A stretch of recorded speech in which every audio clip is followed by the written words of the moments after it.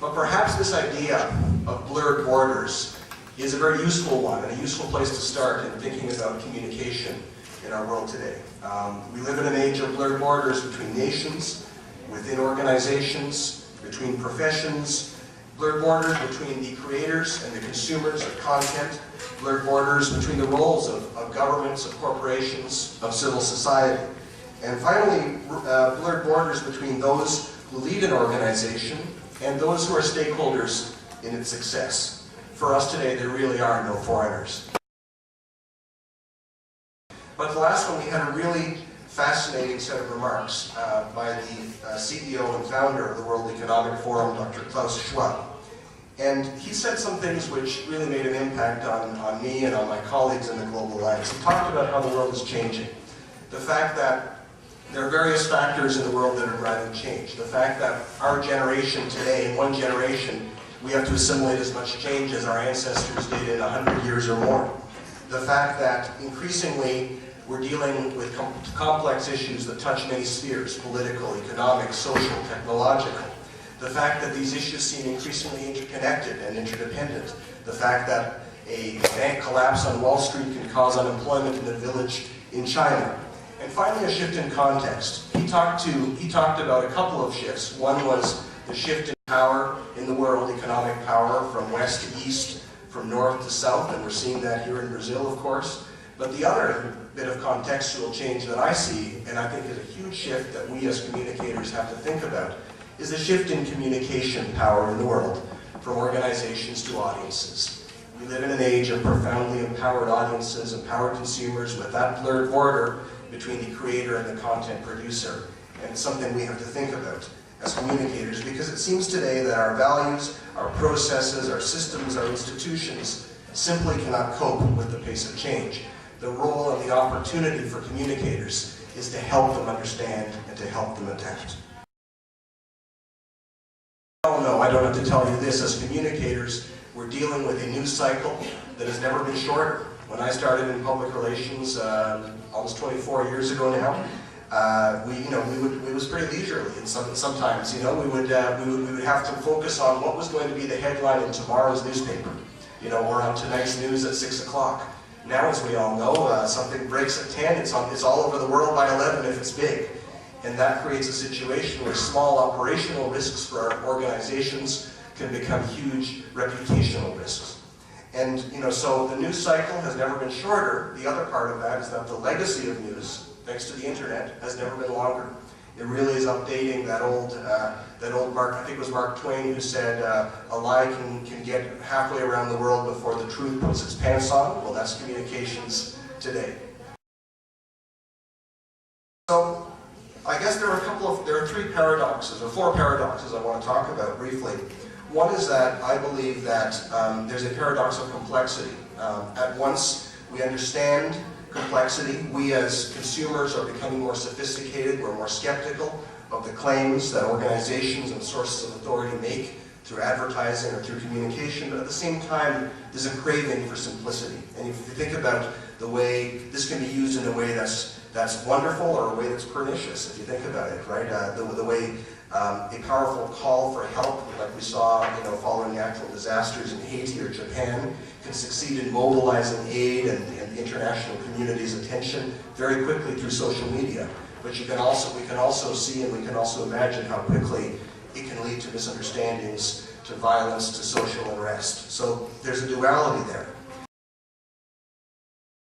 There's also a paradox of connection. The fact that in some ways it's never been easier, thanks to the internet, for anybody to find an audience.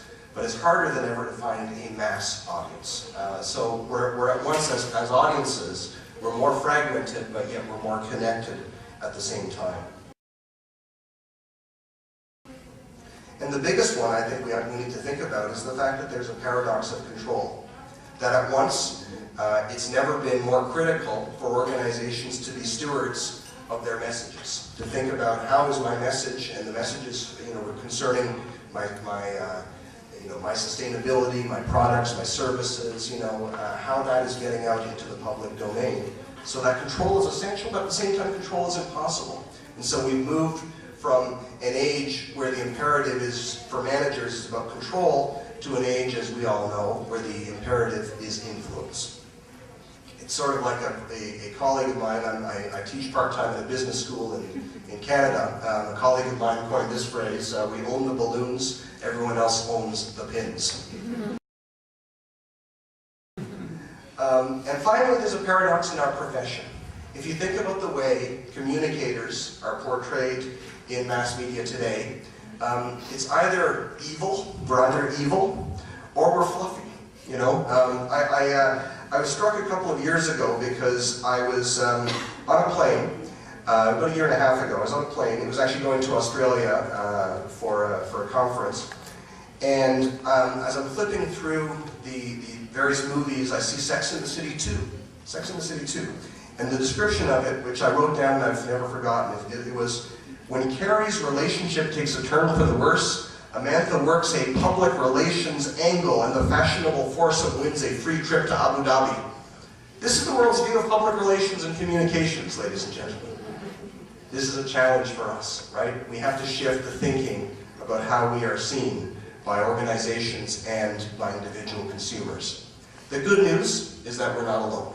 There is a global alliance. There are organizations like with an international vision, because the challenges that we face unite us, the challenges and the opportunities we face unite us much more than linguistic or cultural divisions may divide us.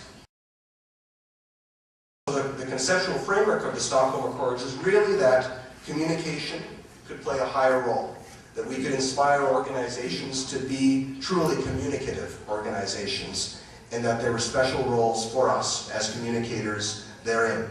And so the idea, some of the things I've already talked about, that we move from an age of value chains to an age of value networks, that we see sustainability as a transformative opportunity for this profession, and that we need to think about not just how an organization communicates, but also how it interacts with the stakeholders at that critical time when we have to report on our progress. Thinking not just about how we report on financial results to shareholders, but on how we report social and environmental performance to all stakeholders.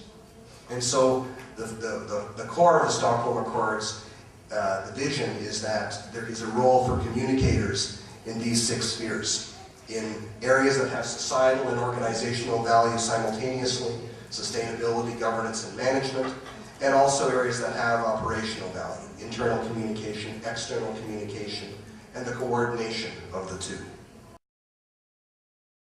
And these are some of the areas which we've been debating and discussing in the Global Alliance, the role of communicators in ensuring that organizations develop listening cultures. That it's not just the role of the communications department to do the listening, that we must embed listening throughout the entire organization.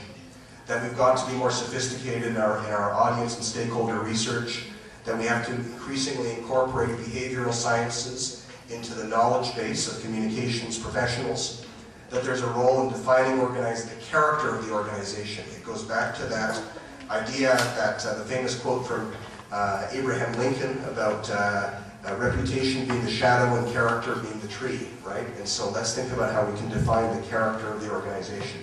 Interdisciplinary collaboration, providing CEOs with critical context to make decisions. Understanding personal, professional, individual, and organizational responsibility. Integrating mainstream media and digital stakeholder relations. And finally, the move which we've been part of toward integrated measurement and reporting. So let me close just with a few final ideas. Number one, I guess I want to say that to sell communication to organizations, communication alone is not enough. It's not just about communicating what we do and how we do it, but it's actually about changing what we do. And so there's a wonderful phrase that I heard a few years ago from a distinguished academic from South Africa, Benita Stein, who talked about the primary role of a communicator being one of strategic reflection. And I love that idea, that the challenge for us is to truly be reflective strategists. Number two, it's remembering that it's not just about the technology. It's very easy to get distracted, to get mesmerized by our technological tools. And and fundamentally, what makes a communicator effective has not changed, right? It is fundamentally about thinking about the content and the conversation that we want to influence, not about the technology, which is but the means to the end. And we need to understand decision-making, how decisions are made.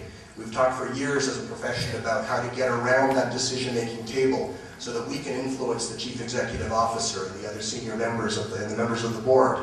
I think for the most part as a profession we have made tremendous strides, and more all over the world we are around that decision-making table. But now that we're at the table, what do? Are we up to the task? And that brings me to skills. We need to be thinking about developing more professionals who truly understand business, who understand government and the public policy and regulatory environment that affects our organizations, and finally, who understand consumers. Or the way I look at it, understand how to read a balance sheet, understand political issues, and understand the trending topic on Twitter. So I guess I want to close just by saying that while these challenges may look a little different in each of our nations in this age of blurry boundaries, they're at once local, but they're also global. And that's why I believe that together we can go so far.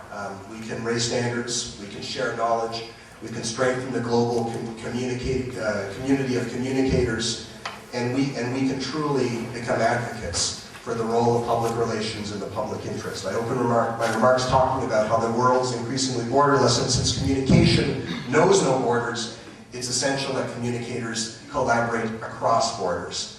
And I'll end with my favorite African proverb, which goes like this: if you want to go fast, go alone. If you want to go far, go together. And it's been my joy and pleasure to be with you today and to work with you over the years ahead to go a little farther together. Thank you very much.